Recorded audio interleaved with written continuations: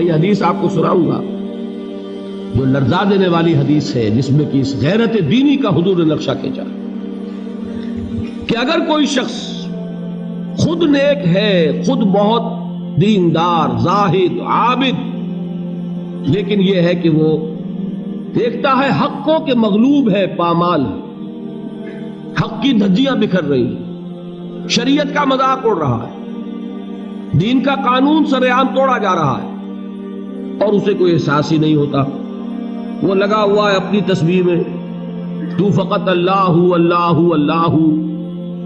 اس شخص کا دین میں کیا حکم ہے وہ دو حدیثوں سے سمجھ لیجیے، بلکہ ایک ہی حدیث اس وقت کفایت کر جائے گی، وقت کم ہے۔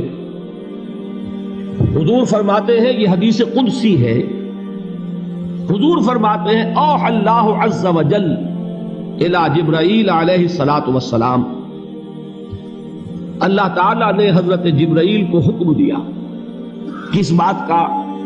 ان اقلب مدینۃ کذا و کذا باہلھا، فلاں فلاں شہروں کو، بستیوں کو الٹ دو اس کے رہنے والوں سمیت۔ یہ اللہ کا وہ عذاب ہے جو پوری قوم کی ہلاکت کے لیے، جیسے قوم لوط اور قوم ہود اور قوم صالح جس طرح برباد کی گئی، ختم کی گئی، ویسا عذاب کا حکم اللہ نے دیا کسی بستیوں کے بارے میں۔ قال فقال، حضور نے ارشاد فرمایا کہ اس پر حضرت جبرائیل نے عرض کیا اللہ کی بارگاہ میں، ان فیہا عبدک فلانا لم یعصک طرفۃ عین، اے اللہ میں فلاں بستی کو الٹ دوں، اس میں تو تیرا فلاں بندہ بھی ہے جس نے کبھی پلک جھپکنے جتنی دیر بھی معصیت میں بسر نہیں کی۔ اب نوٹ کیجئے الفاظ، یہ طرفۃ عین عربی میں کہتے ہیں نگاہ کا ادھر سے ادھر ہو جانا، کچھ وقت لگا اس میں، ہم اس کو محاورے میں کہتے ہیں پلک جھپکنا، مفہوم ہے کہ اتنی دیر بھی معصیت میں بسر نہیں کی۔ کہنے والے کون ہیں؟ جبرائیل۔ کیا جھوٹ بول سکتے ہیں؟ مبالغہ کر سکتے ہیں؟ کرائے کے وکیل نہیں ہیں، جبرائیل ہیں، اور کہاں کہہ رہے ہیں؟ اللہ کی عدالت میں، جہاں ابو جہل بھی جھوٹ نہیں بول سکتا۔ قال صوابا، وہاں تو ابو جہل کو بھی بات صحیح کرنی ہوگی۔ اب اگر یہ بات ہے تو ذرا تصور کیجئے ایک شخص کی ذاتی نیکی کا، جس کے بارے میں جبرائیل کی گواہی بارگاہ خدا بندی میں یہ ہے کہ اللہ تیرے اس بندے نے تو پلک جھپکنے جتنی دیر بھی معصیت میں بسر نہیں کی۔ اس کا ذاتی کردار، اس کی ذاتی نیکی، اس کی ذاتی دینداری، اس کی عبادت گزاری، اس کا زہد، اس کا تقوی کس درجے کا ہوگا ہم تصور بھی نہیں کر سکتے۔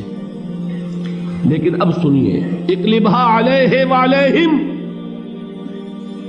قال فقال، حضور فرماتے ہیں کہ اللہ تعالیٰ نے جواباً ارشاد فرمایا حضرت جبرائیل سے، الٹو اس بستی کو، پہلے اس بدبخت پر پھر دوسروں پر۔ دلیل کیا دی ہے؟ فَإِنَّ وَجْهَهُ لَمْ يَتَمَعَّرْ فِي سَاعَةً قَطْ، یہ چہرے پر جب انسان کے غصہ آتا ہے، خون کھولتا ہے، تو رنگ متغیر ہو جاتا ہے۔ یہ ہوتی ہے حمیت اور غیرت کی نشانی۔ آپ کو کوئی ماں کی گالی دے دے، کیا حال ہوگا آپ کا؟ اگر تو آپ کے جسم میں جان ہے تو جانے نہیں دیں گے۔